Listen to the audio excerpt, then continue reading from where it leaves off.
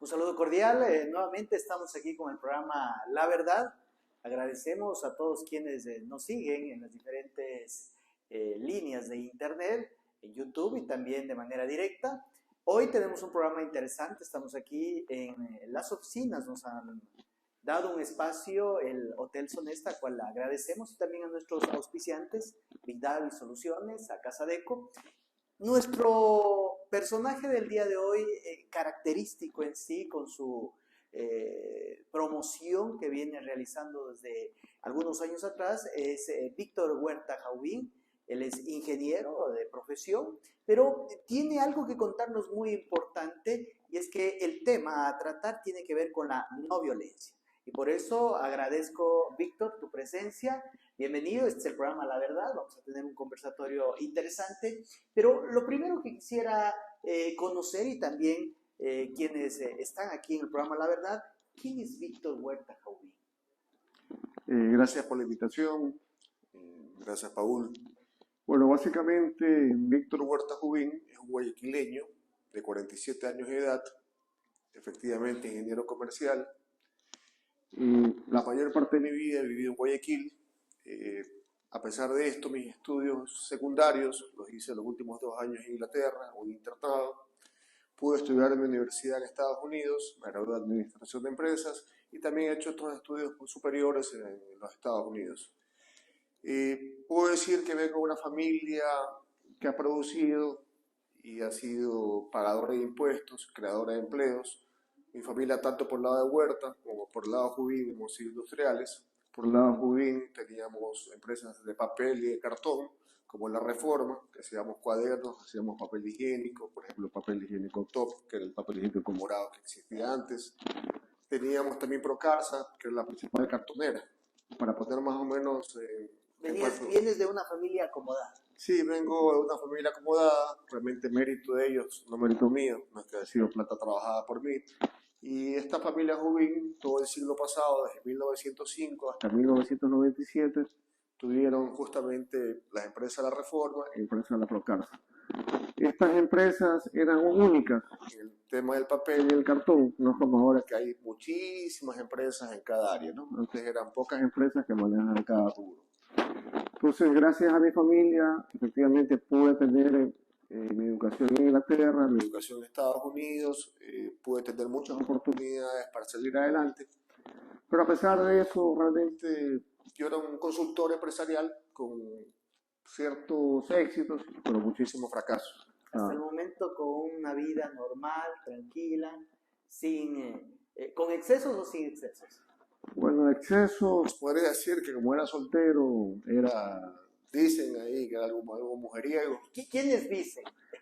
Bueno, muchas mujeres que no me querían mucho por ser justamente mujeriego. Y tenía una vida un poco bohemia. Y gracias a Dios jamás probé o consumí drogas. Sí me gustaba la cerveza Pilsen, de la que le estamos haciendo publicidad. Y entonces yo desde los 15 años vivo solo. Actualmente tengo 47 años, sigo viviendo solo. ¿Cuál es la razón que te motivó a... ¿Te emancipaste a los 15 años sería?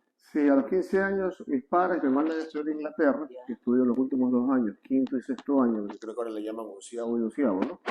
Básicamente ellos se divorcian o se separan cuando yo tenía 14 años. Entonces me mandan a estudiar afuera. ¿No viviste ese proceso tal vez de la separación de tus padres? Sí, fue duro, pero no duro porque se hayan separado, sonó duro obviamente por los problemas que tenían en el hogar. Entonces, por las cosas que viví, obviamente todos hijos de padres divorciados tenemos algún tipo de trauma. Entonces, una de las pocas cosas que yo he sido constante en la vida es que yo me dije de que yo jamás me iba a casar ni iba a tener hijos. Cosas de la vida, nunca me he casado, nunca he tenido hijos, entonces he cumplido en eso. Hasta el momento. Hasta el momento, y creo que ya con 47 años realmente ha sido un éxito, porque hasta ahora nunca ha venido nadie a endosarme un hijo, ni me he querido casar. Sí me he enamorado un par de veces, pero creo que he salido corriendo, o sea, he sido un cobarde. Hasta ahí, una vida normal, una vida de éxitos, una vida libertina, pero luego de ello viene ya un cambio trascendental cuando tras cámaras hablábamos de tu regreso a Ecuador, ¿sí? Comienzas a tener una vida normal, pero ¿qué es lo que le cambia en sí la forma de cosmovisión, de cómo observa la sociedad, de cómo actúa Víctor Huerta Jauvín. ¿Qué es lo que le hizo cambiar rotundamente para que en minutos siguientes hablemos sobre no violencia? Bueno, como dije, a los 15 años me fui a Ecuador, regresé con 25 años de edad, venía de vez en cuando de vacaciones. Y de ahí los siguientes 15 o 20 años era un consultor empresarial de algunas empresas. Pues realmente trabajaba 5 o 6 horas máximo al día, hacía la ley del mínimo esfuerzo, tenía un buen equipo de trabajo que cubría mis debilidades o cumplía el trabajo como había que hacerlo. Vivía mucho de las rentas de mi familia, vivía de jugar fútbol, hacer deportes, de ir a bares, discotecas, o sea, una vida muy relajada.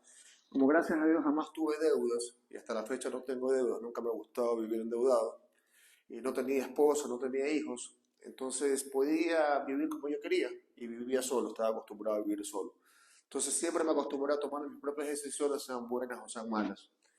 Lamentablemente, en el año 2020, en enero del 2020, cambia mi vida radicalmente, donde, en resumida, una banda delincuencial se da cuenta de que yo y mi familia teníamos un seguro antisecuestro que iba respaldado con un seguro full cover, seguro de vida, seguro de accidente, Best Doctor, BMI, seguros médicos y todo esto.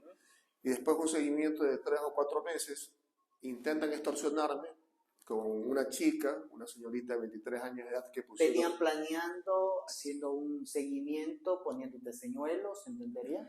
Exacto. Ellos durante 4 meses pusieron a vivir en mi urbanización, en Guayaquil, a una chica, una estudiante de medicina de una universidad privada de Guayaquil, una estudiante de 23 años de edad, Manavita, la pusieron a vivir ahí y pusieron al administrador como cómplice. Entonces, por 4 meses me hicieron un seguimiento que tenían hackeado mi WhatsApp, tenían hackeado mi correo electrónico y tenían total control sobre lo que era mi vida, ¿no? Entonces, querían ver realmente cómo podían hacerme caer para una extorsión, que finalmente no se dio la extorsión, pero se acabó dando un secuestro, ¿no? Entonces, todo lo que viví durante un lapso de 10 días cambió radicalmente mi vida. Aprendí que hay maldad al máximo nivel, como también aprendí que hay bondad de personas que uno menos se imagina. Pero mi vida cambió radicalmente. O sea, antes... ¿Nunca pensaste que podía tal vez en el mínimo, ocurrir este tipo de evento en contra de tu persona? No, uno jamás se imagina que vas a estar extorsionado por 4 días por supuestamente haber agredido sexualmente a esta chica, porque ese era el intento de extorsión de esta banda delincuencial. Que obviamente yo jamás tuve ninguna boleta de captura, ni jamás he tenido un juicio civil, penal, laboral. ¿Pidieron antes de eso, con este proceso de extorsión, algún valor monetario ya? Sí, querían $500,000 para no ponerme una boleta de captura. Yo no accedí y gracias a Dios yo tenía pruebas. Mis pruebas eran las cámaras de mi propio domicilio, donde la chica había estado 17 horas. Tenía también, había hecho yo hackear, que tal vez no es legal, pero era parte de las pruebas, al teléfono de la chica, y hackeando ese teléfono dimos con todos los cómplices y los jefes de esta banda que estaban involucrados. Entonces, por 4 días, como no me dejé extorsionar, y más bien cambié las cosas. ¿Cómo actuó la policía ahí cuando tú comenzaste ya a aperturar, al dar información y al hacer seguimiento? Bueno, toda la información la me dio con mi abogado. Por suerte mi abogado era un abogado penalista, excelente, mediático, entonces pudimos ir armando todas estas pruebas. Bien. Entonces, ni ellos me pusieron ninguna boleta de captura, o sea, era como un blofeo, ni yo tampoco puse ninguna denuncia inicialmente. Entonces yo sencillamente me protegí, o sea, porque si se venía una denuncia, poder demostrar de que la chica había estado en mi domicilio. ¿Mayor de edad la chica era? La chica de 23 años de edad, actualmente tendrá, calculo, 26, 27 años de edad. Ironías de la vida, bueno, yo no la he vuelto a ver, ni la quiero ver. Sé que es graduada de doctora y trabaja en un hospital en Guayaquil. O sea, la delincuencia hoy en día es tan astuta que ahora cualquier persona puede ser criminal, cualquier persona buena, tal vez la hacen mala, ya sea porque la obligan, le ponen una pistola en la cabeza, tuercen cualquier voluntad. Entonces esta chica efectivamente era una chica de 23 años de edad, estudiante de medicina, no tengo ningún problema de decir, Universidad Católica de Guayaquil, Han pasado 4 años, actualmente es doctora en medicina en un hospital público de la ciudad de Guayaquil. Dices entonces, Víctor, que la delincuencia se la puede hacer de manera forzosa, como también por aquellos individuos que quieren delinquir, cualquiera que sea la forma. Y con ello estamos hablando de que el proceso de la delincuencia ha sido ya de ser resiliente, reestructurarse y de también mimetizarse dentro de lo que es el contexto económico, social, político, porque hablas de una persona que ya es un profesional y que probablemente siga delinquiendo, haciendo las mismas actividades con las que quiso en ese momento generarte la lesividad a ti. Sí.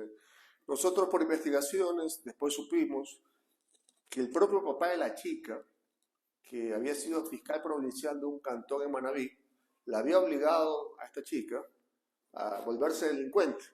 ¿Por qué? Porque él le decía que ella no tenía suficiente dinero para poder obviamente pagar los gastos de la universidad, el alquiler y otro tipo de gastos.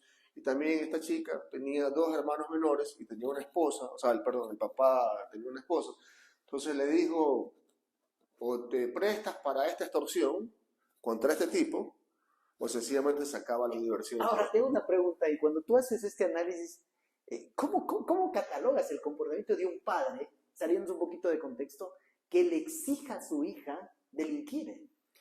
Cuando este señor que vive, que tendrá unos 53, 54 años actualmente, cuando lo investigamos, había estado 4 veces preso por 4 motivos diferentes de corrupción. Entonces, el papá era un delincuente consagrado en todo tipo de delito, entonces, que no tenía, es más, creería, no sé si me corrobores, no tenía tener pecado alguno para exponerla a su hija, porque a la final era ponerla en la carne en el asador. Fue eso tal. Exactamente. Y el padre, no tengo problema de decirlo, nacido en Puerto Viejo, la hija nacida en Puerto Viejo, manavitas ellos, cosas de la vida, el administrador de la organización que era cómplice, manavita también, y el líder de esta banda, que estaba en una cárcel de máxima seguridad, manavita.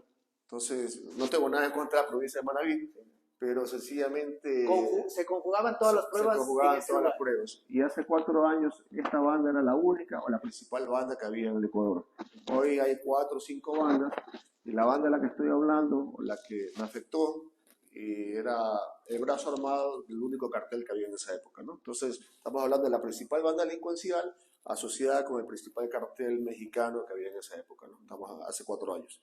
Entonces, estas cosas, hace 4 años otra vez, eran inusuales, impensadas. Hoy en día pasan absolutamente todos los días. ¿Qué es lo que vamos a hablar al rato? Era impensable, en verdad, en el 2020 ver lo que ahora estamos viviendo. Y en ese momento, Víctor se da el tiempo, obviamente de una manera sesuda, piensa analíticamente con su abogado penalista, continúan con este trámite, y ¿hasta dónde se deshoja todo este problema? ¿Hasta dónde llegas? ¿Hasta qué punto llegas? Ellos me dicen a mí que yo tenía boleta de captura. Voy a entregarme a la policía, a un complejo judicial, y en resumidas cuentas no tenía ninguna boleta de captura, pero entendía que algo estaba pasando. ¿Te fuiste a presentar solito? Me fui a presentar solito, me moría de miedo. Yo jamás he estado juiciado por nada, y peor que te digan que yo me iba a ir de 19 a 22 años preso por haber violado sexualmente a una chica. Entonces sencillamente sientes que el mundo se te viene patas arriba, y que yo supuestamente ya tenía boleta de captura y se venía una orden de allanamiento. Entonces llamé a mi abogado y básicamente él me dijo, o te vas a Perú y después de 2 o 3 meses Interpol te agarra y te trae a Ecuador de regreso, o vas y te presentas a alguno de los complejos judiciales que existen. ¿Tus papás no sabían nada de la cuestión, porque todo esto pasó, me lo dijeron, y a media hora después estaba hablando con mi abogado, estás asustado, ¿y cómo explicas una cosa así?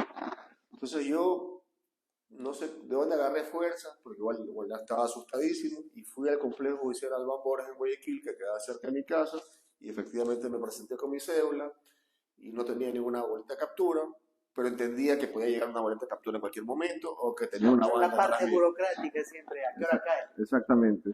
De ahí mi abogado me hizo ir a una dependencia policial, donde es una forma, no teníamos permiso, pero un policía nos ayudó y pudimos hackear el teléfono de la chica, y ahí fue que llegamos a todos los cómplices que estaban involucrados. Entonces nos dimos cuenta que era la banda más grande que había en el país, y que querían $500.000 y que ellos pensaban que yo me iba a asustar y que iba a acceder al pago de los famosos montos. Una pregunta.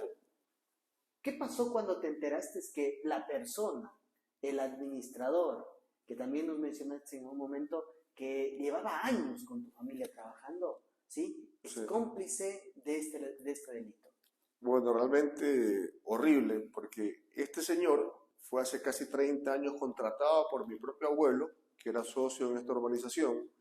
Entonces, él era como parte de la familia, porque tenía 30 años trabajando para nosotros como administrador de la organización. Entonces, él, sin tener lazos sanguíneos con nosotros, nos conocía de memoria. Parentalmente estaban ahí. Exactamente. Entonces, después nos enteramos que a este señor le habían puesto una pistola en la cabeza, le habían puesto un ramillete de fotos con la mujer saliendo del comisariato, una foto de los hijos entrando o saliendo del colegio, y supuestamente le habían dado algún dinero. Entonces, o colaboras o colaboras. Y lo que pasa con este señor pasa actualmente todos los días. Y en mayor frecuencia. En mayor frecuencia. Entonces, él obligadamente me traicionó o traicionó a mi familia y se volvió cómplice de esta banda delincuencial y los tuvo por 4 meses informados. ¿Has volvido a saber algo de él? ¿Has vuelto a saber, perdón, algo de él? No, nunca más lo vi, nunca más supe de él.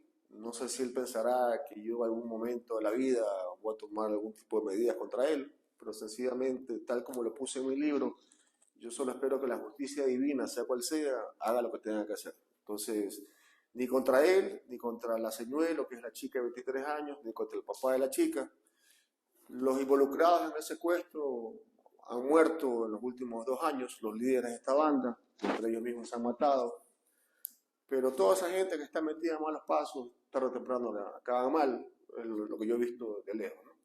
Yo, gracias a Dios, he tenido que superar todo esto, escribir un libro como terapia, crear una fundación, todo tipo de cosas que ahora vamos a conversar. Volviéndolo de acá, están ahí, dan las instrucciones, el policía permite hacer el hackeo, ¿sí? Verificas toda esta red delincuencial. ¿Qué ocurre a posterior? Voy a una productora de televisión, ellos sabían absolutamente todo de mí, la banda delincuencial. Pero lo único que no sabían es que yo tenía 3 cámaras diminutas en mi domicilio. Mi domicilio era una villa bonita, pero de 180 o 200 metros cuadrados, no es que era una mansión, para mí era suficiente. Y las 3 cámaras las tenía para poder monitorear que yo tenía 2 perros y tenía 2 gatos. Entonces no sabían de estas cámaras. Entonces tuve que ir a un productor y durante un día, las 17 horas que la chica estuvo conmigo en mi domicilio, las editamos y las pusimos unos 30 o 40 cuadritos de 1 minuto cada uno, donde se puede ver que yo estoy dormido y la chica está haciendo cualquier actividad. O sea, se demuestra en 40 escenas diferentes que obviamente había mucho consentimiento de estar juntos. Ese va a ser una pregunta de cajón. ¿Fue mutuo consentimiento? Sí, tuvimos relaciones sexuales por mutuo consentimiento. Entonces yo todo lo veía como algo normal. Obviamente me sentía halagado, me sentía como el gran chévere de que esta chica solita se me fuera de bola, como decimos los jóvenes o no tan jóvenes. Lo que no sabía es que ella estaba haciendo un trabajo obligado, pero un trabajo por ella. Tú eras el que ella estaba pescando. Exactamente, yo no me la había levantado a ella. Ella me había levantado a mí para fines delictivos y fines trágicos que trajo todo esto. A posterior, luego de ello, ¿qué ocurre, señor? Yo al 4.º día hago que una amiga mía que vivió en la urbanización hable con esta chica y le diga que yo tenía todas las pruebas. O sea, tenía todo este hackeo de WhatsApp, aunque no tenía orden judicial, pero tenía todo este hackeo de WhatsApp y tenía las cámaras. Entonces la chica se asusta y a los 10 minutos me llaman por teléfono, me acuerdo que a la 1 de la mañana, y habla conmigo por teléfono. Yo dije que no tenía nada que hablar con ella, que ella esa misma mañana, o sea, 7 horas después, a las 8 de la mañana, fueron donde mi abogado, hablara con él y resolviera la cosa. Porque si no, yo le iba a poner una denuncia por intento de extorsión. Efectivamente, ella fue a las 8 de la mañana donde el abogado penalista, fue sola, lo cual llamó la atención. No fue sino con el papá, ni con ningún abogado, ni nadie. Y en menos de 5 o 6 minutos declaró de que todo había sido una confusión, que pedía disculpas, que le habían presionado, que esto, que el otro. Estuvo 1 hora, 7 minutos con mi abogado, yo estaba en la oficina de al lado, no podía Pero ella entrar. menciona ya ahí que ella era parte de un complot, o te Sí, dice únicamente ella menciona que era parte de algo que la habían comprometido. No menciona nombres de bandas, no menciona ciertas cosas, pero me desliga a mí de toda responsabilidad y toda la vaina, ¿no? Entonces, estuvo 1 hora, 7 minutos, se va de la oficina de mi abogado. Yo, como niño, no lo hacía hace años, me puse a llorar de toda la presión que tenía. Me acuerdo que abracé en agradecimiento a mi abogado y me fui de la oficina de mi abogado. Y pensé que ya todo había terminado. Y esto fue en el centro de Guayaquil, cerca del Parque Centenario. Y para hacer corta la historia, me fui cerca de la gobernación. Quería hablar con el gobernador, que era conocido mío, para ver cómo podía yo protegerme o actuar en este tipo de casos. El gobernador no estaba, me dijeron que lo esperara un par de horas, que él regresaba. Y yo tontamente salí de la gobernación porque ya te sientes relajado, sientes que ya todo está pasado. ¿Nunca en tu cabeza pensó a posterior lo que podría haber No, ocurrido? jamás. Y yo estaba con 2 personas de seguridad que había contratado para estos días. Y estaban caminando 15 metros atrás mío, también relajado, yo estaba pensando en comer algo, era el momento más feliz de mi vida. Distendido totalmente, pasó había conmigo. Sí, había pasado por la peor experiencia de mi vida, 4 días que no duermes, no comes, estás asustado, que no sabes si te viene esta banda, te viene la policía, te viene esto, no sabes quién es quién. Y exactamente en la calle Roque Rocafuerte, en Guayaquil, en la zona rosa, en una esquina, a la 1 de la tarde, un día entre semana, un carro frena atrás mío y básicamente 3 personas, que después obviamente me di cuenta o nos dimos cuenta que eran colombianos, me agarran y me meten al carro y literalmente me secuestran. Y bueno, enseguida la capucha de... Ahí ya cambia todo. Ahí ya cambia todo. Ahora, ¿qué pasa con el proceso de reacción de estos 2 guardias que tú habías contratado anteriormente? No, ellos estaban a 15 metros de distancia y después yo entendí de que si hubieran estado a 1 metro de distancia, ellos no hubieran disparado porque se iban presos. Es como lo que pasa también con la policía. Un policía a veces no dispara. Piensas no presos porque la ley está en contra del bueno. Exactamente. Entonces esas cosas no han cambiado, sigue siendo igualito. 1 de la tarde, esquina, lugar de alta concurrencia, bares, etcétera. Te meten al carro, te ponen ya una mordaza, entiendo. Una capucha. Te ponen una capucha. ¿Qué pasa en ese momento con Víctor Huerta? ¿Qué piensa en ese momento? Bueno, sabía que esto iba de la mano por no haberme dejado extorsionar. Lo concatenaste automáticamente. Exactamente. Sabía que querían plata. Entonces sabía que había la posibilidad de que no me mataran a la vuelta de la esquina. O sea, sabía que se podía hacer un secuestro. ¿Qué te dicen en el momento que te atrapan y te meten al carro? Bueno, primero, antes que nada, al momento que me atrapan, me ponen la capucha, me ponen una cinta aislante de color ploma y yo calculo que a los 15 segundos me oriné del miedo y me dijeron, lo primero que me dijeron, hijo de tal, hijo de cual, tu vida ya no es tuya, tu vida no es de Dios, tu vida no es de tu familia, tu vida nos pertenece, somos la banda tal, brazo armado de lo que sea. Te vamos a hacer esto, el otro, te vamos a mutilar un dedo, te vamos a incinerar, te vamos a meter un hueco con cal, toda la cosa. Entonces, si ya me tenían físicamente, psicológicamente ya me tenían destrozado. Y ellos son astutos, son profesionales, me cogen en Roque Rocafuerte, que es una cuadra del Malecón, más o menos atrás del Hotel Ramada, para quien conoce Guayaquil. ¿Y por qué te cogen ahí? Porque estabas a 500 metros del túnel del Cerro del Carmen. Yeah. Entonces, una vez que tú cruzas el túnel del Cerro del Carmen, te vas largo 1 kilómetro, pasaste por la parte de atrás del aeropuerto, cruzas los 2 puentes de la Unidad Nacional y te fuiste.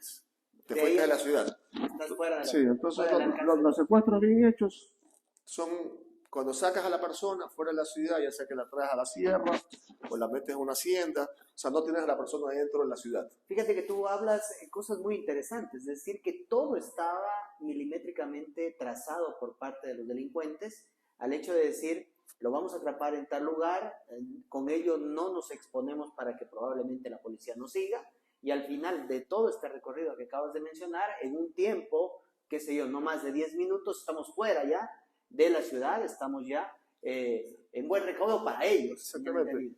Y ojo, que cuando ellos me agarran, porque después se puede ver en cámaras, o sea, yo ya meses después como terapia pude ver muchas cámaras y uno va asociando cosas y va entendiendo cosas. Bien. Ellos en todo momento iban a velocidad normal, regular, iban a 70, 80 kilómetros. No te imaginas que me cogieron Claro. no, pues, ni tonto. Como algunos que en película vamos a 120, exactamente, no. No dejaron huella alguna ni rastro de que había algo exactamente. para llamar la atención. Entonces, eran 3 colombianos que después supimos que habían venido de la frontera norte. Estos soldaditos que han sido de la FARC o la ELN o paramilitares, que los cogen desde niños y los educan en la frontera, entonces los forman, entonces tienen formación militar, entonces no tienen miedo escénico. Pues no se imaginen que estas cosas son el típico pandillero o delincuente joven que se toma el nombre de una banda delincuencial y que a la hora de la hora fallan en su cometido. No, acá son profesionales que saben dónde te agarran, te sacan de la ciudad, y en mi caso me llevaron a una hacienda naranjal a 1 hora 20, 1 hora 30 minutos de Guayaquil.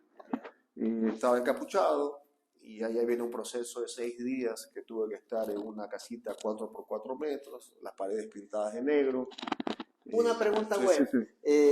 ahí, Víctor. ¿Cuándo te sacan la capucha? Me lo sacaron creo que 25 veces, que fueron las 25 fotos que me tomaron en esos 6 días. En ese momento tú logras distinguir en esos lapsos cómo se encontraba el lugar donde tú estabas. Sí, y realmente yo asumo que era más pequeño que esta habitación, 4 por 4 metros, las paredes están pintadas de negro. Entonces, ahora los secuestros duran pocos días, ya no duran meses como antes.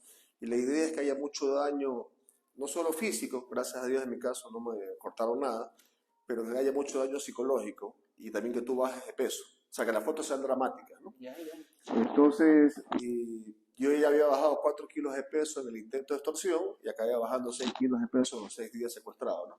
Entonces, cuando te sacaban la capucha, para mí era igual de negro, porque techo de zinc, las paredes pintadas de negro, no había ventanas. Entonces, ellos, tú no puedes ver, cuando tú no puedes ver y no hablan contigo, yo calculo que al segundo día tú ya estás hablando solo. O sea, estás muerto de miedo, estás llorando, estás gritando, estás pidiendo. ¿En ningún momento pudiste ver el rostro a estos? No, algunas veces le pude ver, pero yo bajaba la cabeza. Ellos cuando tomaban las fotos se estaban encapuchados en cambio y tenían mangas largas, camisas de mangas largas, y guantes negros estos de plástico para limpiar. Me imagino que para que las propias fotos que ellos tomaran no saliera algún tipo de tatuaje que los pudiera identificar. Pues yo tengo uno con otras imágenes borrosas de estas partes del rostro de ellos. Pero uno cuando está con miedo, esos niveles de miedo, uno lo que hace es bajar la cabeza. Entonces, algunas de las fotos eran, por ejemplo, que te cogen la mano, la muñeca, cogen un martillo y amenazan como que te van con el martillo. Entonces, obviamente, te toman una foto y la reacción de uno, la cara que uno pone y vomita, lo poco que tiene, o sea, todas son muy dramáticas. Y esas fotos iban, obviamente, donde mi familiar y donde 2 negociadores. 2 negociadores de una aseguradora, pues como dije al principio, yo tenía un seguro antisecuestro. Entonces, había los captores, había la banda delincuencial y había mi familiar con 2 negociadores extranjeros que habían venido el mismo día que me agarraron. Pregunta, ¿en el lugar estuviste con otro individuo tal vez secuestrado o eras el único? Yo era el único, pero después supimos que al cuarto día ingresaron a una persona que yo pensé que era un mendigo, o sea, lo vi como con su barba, mal vestido, lo que sea. Nunca supimos cómo se llamaba ni nada, y lamentablemente delante mío lo filmaron y lo cercenaron, lo mataron. O sea, como hacen hoy en día, todos los días en las cárceles y fuera. Entonces, con un machete lo mutilaron. Entonces, obviamente yo estaba débil, yo gritaba, yo lloraba. Presenciaste toda esa... Entonces el señor gritaba del dolor, yo gritaba del susto. Y era justamente como una habitación como esta, entonces era un escándalo. Sonoro, además de sí, y yo más que gritaba, lloraba. Porque en estas cosas, por lo menos en mi caso, aquí no eres ni Rambo, ni Superman, ni nada.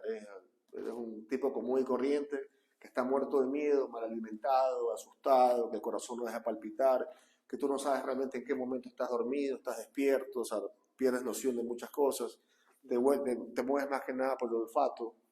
Sabía que estaba en una hacienda manguera porque obviamente olía mango, pero es de terror, o sea, ahora de terror. Entonces vi cómo mataron a esta persona.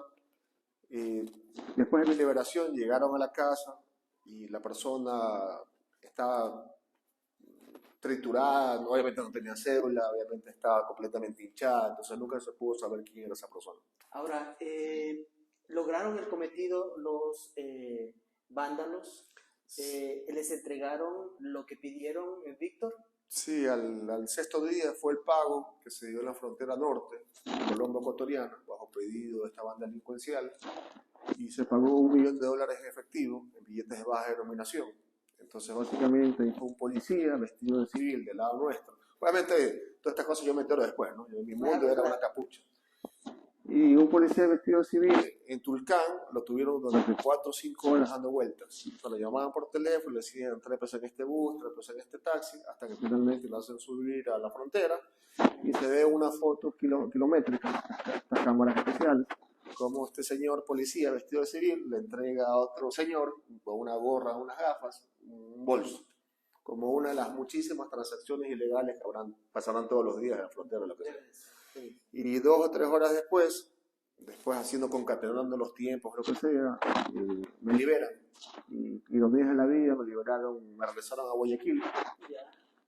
Tienen tanto control que me trajeron a Guayaquil.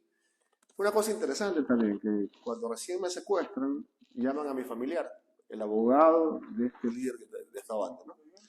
Y le dice a mi familiar que no se le ocurra llamar a la UNACE, al GIR, GOE, GEMA, lo que sea, porque ellos tienen mucho control sobre todas estas autoridades. Es decir, hablan de manera indirecta de que hay una contaminación dentro de lo que es el aparataje burocrático relacionado con seguridad. Exactamente. Pues hace 4 años tú podías creerlo o no podías creerlo.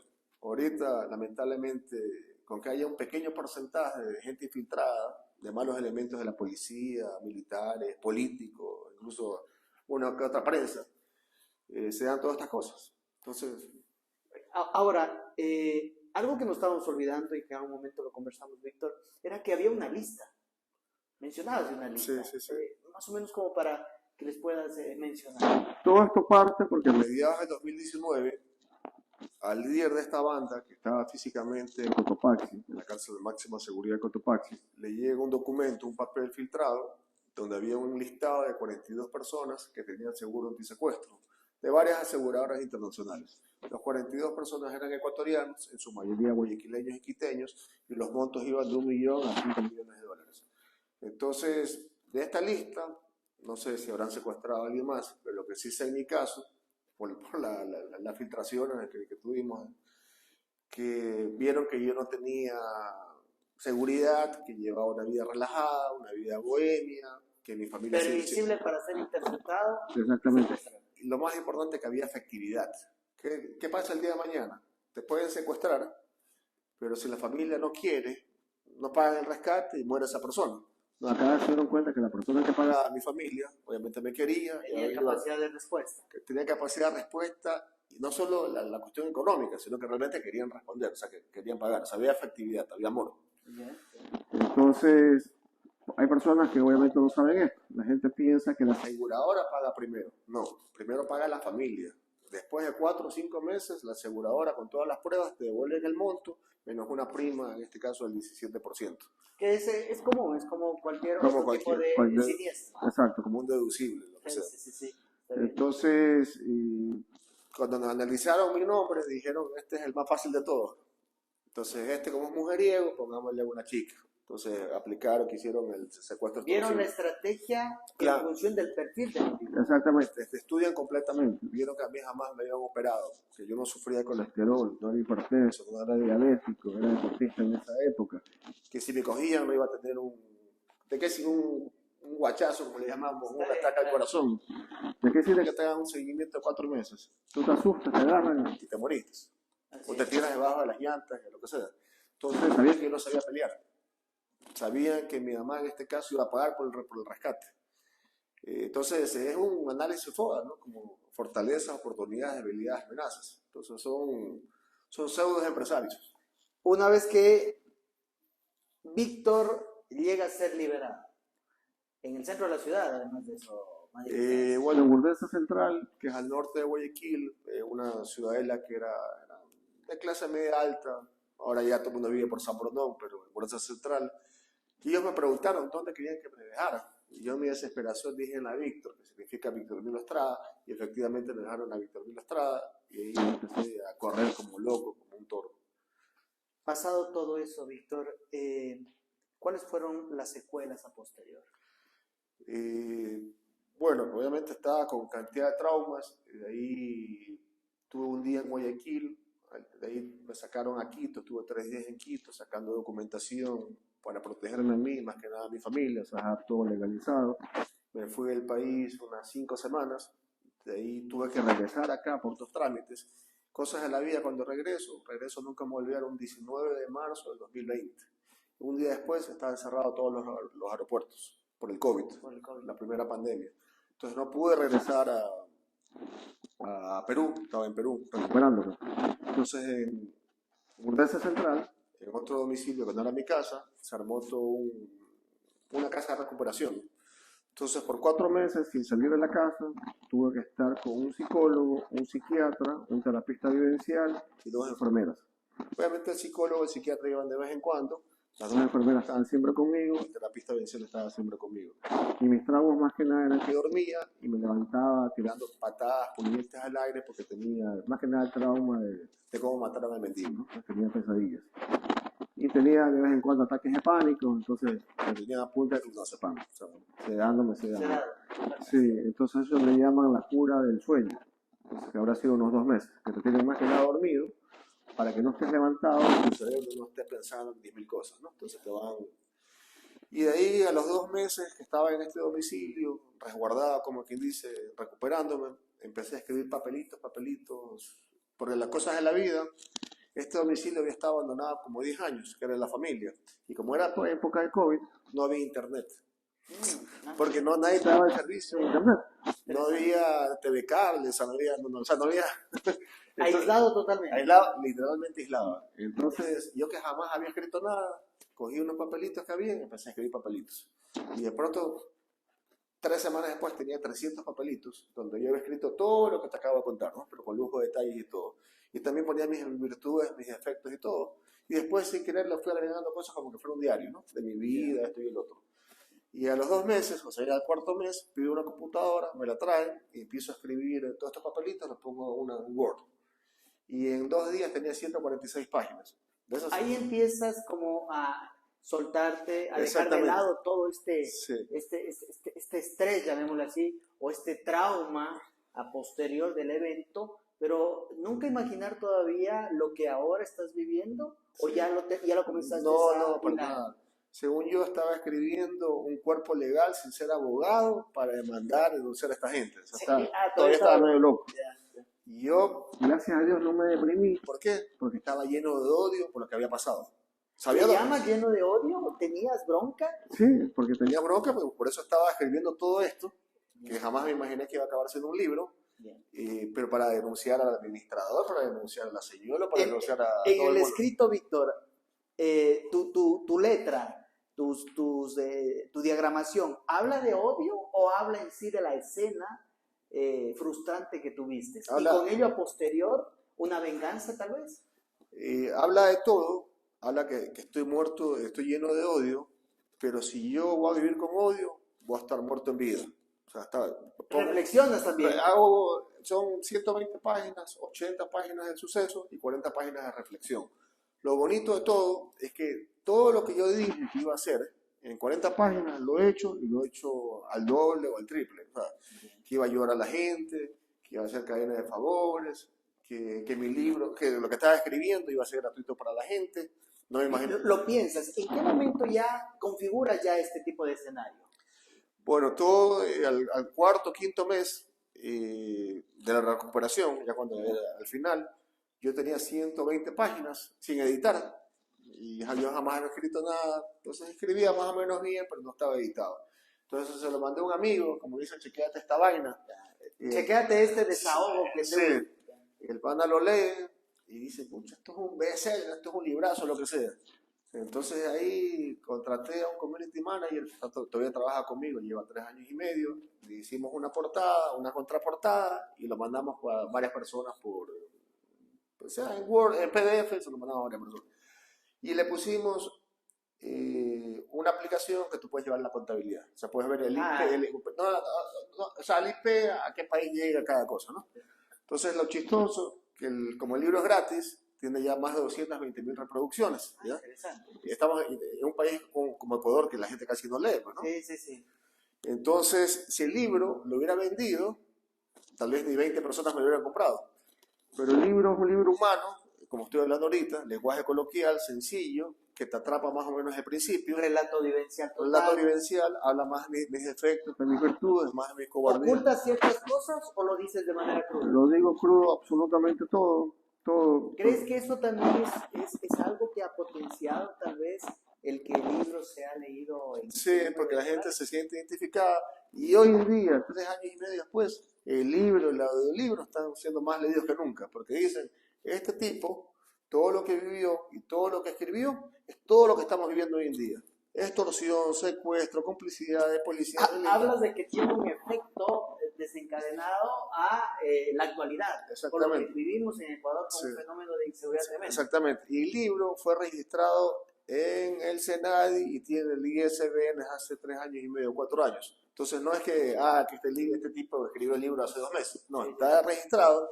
Entonces es increíble. La gente lo lee y dice, todo lo que escribió es todo lo que se vino. Ahora, y es lo emocionante. Ahora, ¿cuándo concatenamos toda esta idea que ya comienza a surtir efecto? Tú también tienes ya un community manager, tienes también a un equipo que está haciendo revisar el documento, lo haces también audiolibro. ¿Cuándo viene esa concatenación y unión con non-violencia? Bueno, el libro lo escribo o fue registrado un 20 de junio del 2020, ¿no? Recién un año después, yo ya empiezo a moverme un poco más y hago el lanzamiento del libro en el MAC, que es en el Malecón 2000, que es un museo bonito. Entonces, gracias a Dios fueron como 200 personas y yo jamás había dado ninguna conferencia de nada. Por suerte no tuve nervios y la gente había leído el libro, pero estaba impresionada obviamente de lo que hablaba, ¿no? Entonces, al ver todas esas personas que tenía ahí, dije, pucha, tal vez puedo ser conferencista. Como así me dijo, tal vez puedo ser escritor. Entonces, de ahí para acá han pasado siquiera unas 25 conferencias en varias ciudades del Ecuador. Se vino el audiolibro, como dije, se vino una página web, se vino el movimiento No Violencia. Se representa o represento a la Fundación No Violencia de Suiza, que es la más grande a nivel mundial. ¿Cómo llegas a tener ese contacto? Me puse en Google un día, hace como un año, y dije, el símbolo mundial de la no violencia, me puse en Google y salía este revólver. Es como un revólver anudado, ¿no? Entonces, dije, ¿dónde está el revólver? Está en las Naciones Unidas, en la parte de afuera. Puse quién tiene los derechos del revólver, salía Fundación Non-Violence Project de Suiza, quién es la presidenta general, Yoko Ono. Entonces dije, si soy una violencia, y todavía vive Yoko Ono, ¿y qué es lo que pasó? Que en 1980, cuando matan a John Lennon, y lo matan con una Colt 45. Entonces, 2 años después, Yoko Ono manda a hacer una escultura a un amigo de ellos, un escultor sueco, y él hace el mismo revólver que lo matan a Lennon, pero anudado a la parte de acá. Entonces viene el gobierno de Luxemburgo y hace una estatua de cobre, cara grande, y se la regala a la ONU. Y la ONU desde 1988 la pone ahí afuera, todavía está ahí. Y se convierte en el símbolo mundial de la no violencia. Y Yoko Ono crea esta fundación en Suiza, que está en Ginebra, que ya tiene casi 40 años la fundación. Y entonces pones en Google, la fundación más... ¿Fue rápido el contacto? No, les escribí como 100 veces y no me paraban bola. Hasta que sin querer un asistente por ahí me contestó, bueno, haz lo que quieras. Haz lo que quieras. Empecé el revólver, a imprimirlo en todos lados, mandé a hacer en el mercado, con los artesanos en Guayaquil varios revólveres ahí. Tengo ya como 4 revólveres, a estar en intervenciones, en plantones, en marchas, en todos lados. ¿Comenzaste a hacer ya una vida social activista? Me convertí en activista. Exacto, ahí me di cuenta que yo era activista, yo no sabía qué era. Hace un año a raíz de esto me di cuenta que era un activista y el revólver me dio vida para hacer todas estas cosas. Y los suizos no les dio otra cosa que coger y y en forma urgente convocaron a una reunión vía Zoom. Entonces hubo una reunión de 1 hora, 2 horas con abogados aquí, abogadas acá, y ahora yo tengo la representación de esta fundación para Ecuador. Tuvieron que ver cierto Sí. cómo estabas. Ya vieron que había un bombardeo en Google del revólver. ¿Ya? Entonces dijeron, o nos unimos con este tipo, o perdemos el revólver. Es un epicentro interesante en Sudamérica, sí, que puede seguirse expandiendo. Exactamente. Entonces tengo la representación para Ecuador y próximamente para Perú y para Colombia. ¿Ya? Y creo que de los 30 países donde ellos operan, el país que más ha trabajado este año soy yo. O sea, y creo que también tú tendrías la potestad para decir en ciertas ciudades en Ecuador se puede hacer. Se puede generar. Ese es el trabajo que también vienes haciendo. Lógico, entonces hemos operado básicamente en 5 ciudades. Ambato, Quito, Guayaquil, Cuenca y Loja, que estamos empezando a operar. Colegios fiscales, privados, universidades, institutos. ¿Cuál ha sido el target que mejor relación has tenido o mayor apertura? ¿En la parte académica o en la parte de la sociedad en sí?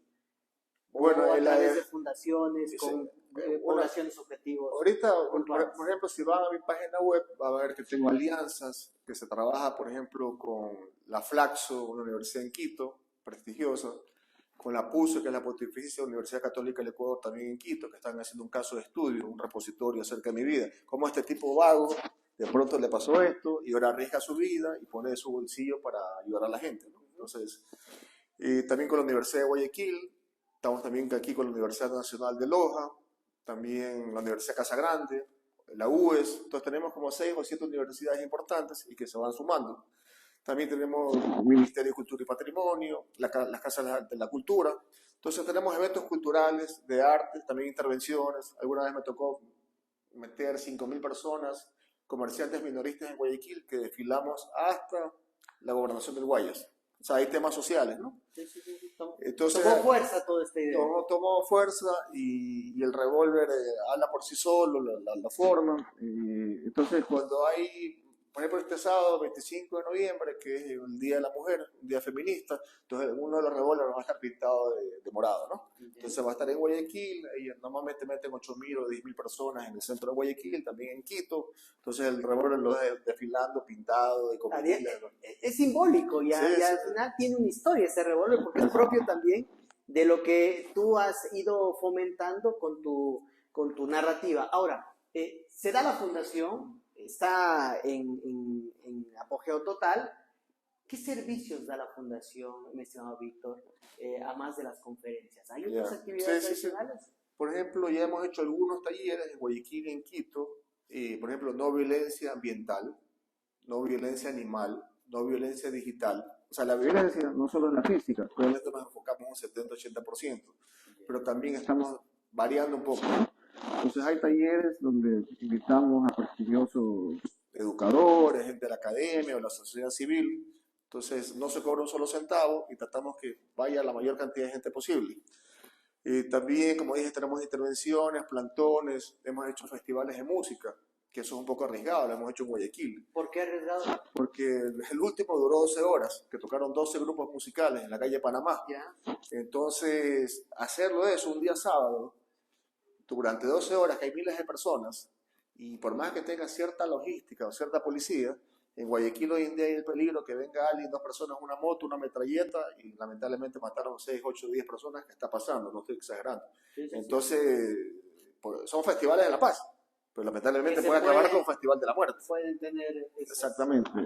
Entonces, lo bueno que es la página web, no rayita la mitad violencia.com, donde está actualizado, o sea, está actualizado lo que se hace día a día, y se puede ver por pestañas todas las actividades que se hacen, y ahí también se puede bajar gratis el libro, tanto en español, en inglés, en francés, está el audiolibro también, gratis, está todas las conferencias, todos los talleres. Estamos trabajando también con la Junta de Beneficencia de Guayaquil, con proyectos para jóvenes ecuatorianos y colombianos. Esto es un proyecto con la Universidad Javeriana de Colombia, una fundación suiza que no es la mía, y con la Junta de Beneficencia. Entonces es un poco también chistoso porque este loco que ven aquí hoy en día ayuda al Instituto de Neurociencias dando charlas para los psicólogos y psiquiatras. O sea, estamos tan al revés aquí en Ecuador, la gente está con tanto miedo, con un loco asesora, y da conferencias, charlas, talleres, a psicólogos y psiquiatras. La ley del feedback. Sí, pero, al final, pero jamás nos imaginamos, o sea, lo que está pasando en Ecuador, jamás nos imaginamos que iba a pasar todo esto. Ahora, esta es la vivencia que nos ha contado Víctor. Hemos pasado desde la vida tranquila, de una persona con una estabilidad económica muy buena, a un evento traumático, el post que es la generación de esta fundación, y como para poder ya en estos últimos minutos, mi estimado Víctor, hay una lucha de poder quitarnos en sí este agónico proceso de una delincuencia que va incrementándose cada vez más. ¿Cómo ves el escenario en Ecuador? Lo digo de una manera como un individuo más. ¿Cómo lo ves? Especialmente tú que recorres varias ciudades. ¿Cómo está Guayaquil? ¿Cómo está Manabí? ¿Cómo están aquellas ciudades donde la inseguridad es tremenda? ¿Qué mecanismos tú creerías que son importantes tomar en consideración? A ver, lamentablemente en este año 2023 se duplicó el número de crímenes y delitos comparado al 2022. Entonces, en Guayaquil y en Durán especialmente. En Quito ya hay crímenes, no tanto como Guayaquil, pero en Quito y en ciertas ciudades de la sierra la gente ya está aprendiendo a vivir con miedo. Entonces, tal vez en Guayaquil mueren 20, 22, 24 personas por día asesinadas. Tal vez en otras ciudades muere una persona por semana, pero basta con que muera una sola persona para que haya miedo, haya terror. Entonces, en Guayaquil vivimos con miedo, pero ya se está normalizando. Se institucionalizó. Exactamente, ya es parte de la cuestión, entonces la vida sigue, y si el día de mañana, que pasa mucho, te dicen mataron a 3 personas aquí en la esquina, uno dice, ay, qué pena, y sigues conversando lo que sea. Morbo, además de eso, todo. Exacto, y la parte de la insensibilidad de la gente. Exacto, es como el teléfono celular, ¿no? Uno tiene TikTok, entonces uno está viendo, tú puedes ver cómo matan a una persona, roban, cambian la historia, ni siquiera la lo mataste, ¿no? Conocido ha sido. Así, y sigue conversando otra cosa. Claro, entonces, realmente, Ecuador es el país que más ha cambiado en el mundo en los últimos 3 años. No solo por el COVID, sino por la delincuencia. O sea, realmente es increíble, como un país de paz pasamos a un país de guerra y absolutamente nadie tiene una solución. Ya hemos visto el SNAI, el ministro de Defensa, el ministro de Gobierno, cómo desfilan cada 2 meses. Sin un plan de gobierno, exactamente. Sin un modelo de gestión. Exactamente, que nos van a ayudar los estadounidenses, que nos van a ayudar los judíos. No sé si recibimos o no recibimos ayuda. Mientras tanto, seguimos perdiendo nosotros esa batalla contra la violencia. Exactamente. Y este año que viene va a ser más difícil porque no hay plata, el gobierno no tiene plata. Entonces, la poca plata que está destinada para la violencia, la delincuencia, va a estar destinada para el fenómeno del niño. Entonces, va a haber menos recursos, cada vez también hay menos policías. O sea, soy amigo, obviamente, porque con todo lo que ha pasado, soy amigo de la cúpula policial y toda la vaina. Y ellos reconocen que no pueden, o sea, que hay mala gente infiltrada ahí, dentro de la policía, dentro de los militares, y que incluso a veces tienen que turnarse las pistolas, los revólveres entre los policías. Sí, y que tienen que dormir 2 personas por cama. Entonces, a veces les pueden regalar 100 patrulleros, pero si no tienen para la gasolina. Entonces, son las anomalías. Ahora, ¿crees que se vuelve mucho más duro el trabajo que tú estás haciendo? ¿Estás más expuesto en la actualidad? ¿Puede ocurrir algún fenómeno negativo que frene tu ímpetu y que la gente que está apoyando también baje los brazos? Sí puede pasar, y sí he estado consciente en los últimos 3 años y pico que puede pasar. Obviamente sin querer decidí llevar esta vida, pero yo prefiero exponerme a que me peguen 5 o 6 tiros en esta esquina o en la esquina de acá, a estar 5 o 6 días secuestrado. Entonces, ya sé que no me van a secuestrar porque tengo un chip electrónico, porque 2 veces no secuestran a la misma persona porque la familia no pagaría. ¿Crees que esa constante se maneja en grupos delictivos, especialmente ahora? Sí, porque ya saben cómo reaccionar en la familia, o la familia no pagaría o lo que sea. Pero sí sé que me puede matar. Sí tengo miedo, o sea, aquí unos que estoy diciendo... ¿Estás consciente? Estoy consciente, sí tengo miedo, y sé que cada vez mis actividades están escalando más. Puede ser que algún día llegue a pasar algo y tenga que irme del país, autoexiliado, lo que sea. Entonces, ahora, ¿qué mensaje puedes dar a la ciudadanía? Que se unan en lo que más puedan, que desconfíen, o sea, es irónico, por un lado que se unan, por otro lado, que desconfíen. La persona que menos se imagina la puede traicionar, sea un administrador, una organización, sea su familia, sea su conocido. Si las voluntades de los generales, de los coroneles, muchas veces de la policía, vienen los narcotraficantes y quiebran estas voluntades. Les ponen una pistola en la cabeza, les ponen un ramillete de fotos de su familia, les ponen, ¿no? Exactamente. Entonces, absolutamente todos tenemos un precio, todos tenemos sentimientos. Entonces, vivan pilas, vivan atentos, porque la vida puede cambiar en un solo segundo. Y a veces cuando hay una tragedia para un solo familiar, eso puede afectar a todo un círculo familiar. Destroza totalmente. Destroza totalmente y realmente cuidarse, porque esto lamentablemente se va a poner mucho, mucho peor. O sea, ahora ya ya no hay tantos colombianos que delinquen, que sí lo hay. Ahora los venezolanos han cogido la mala costumbre, que no soy xenófobo, tengo muchos amigos venezolanos, pero ahora hay delincuentes ecuatorianos, algunos colombianos y hay muchos venezolanos. Entonces ya aprendieron el mal ejemplo. Son las enseñanzas las que te han hecho también madurar, creería, ver el concepto de la vida de manera diferente. Nos ha dicho Víctor que el propósito de todos los ecuatorianos en la actualidad es aunar esfuerzos como sociedad, pero también que cada una de las familias, los núcleos familiares, traten de ver aquellas estrategias que permitan la seguridad para con los nuestros. Ha dado un mensaje final. ¿Dónde te podemos encontrar, Víctor? Bueno, físicamente vivo en varias ciudades, varios hoteles, no es muy fácil encontrarlo, pero en mi página web, otra vez, no_violencia.com, ahí hay un número telefónico WhatsApp, que obviamente ahí pueden localizarme, y también hay para escribir por correo electrónico. Entonces, vía la página web se me puede localizar y estoy presto a escuchar cualquier tipo de proyecto, de alguna forma que se pueda ayudar, o un consejo. Entonces, excelente. Tenemos oficinas en Guayaquil, en Quito, que están en la página web, ahí dicen dónde están localizadas. Muchísimas gracias, Víctor. La verdad, una conversación muy interesante.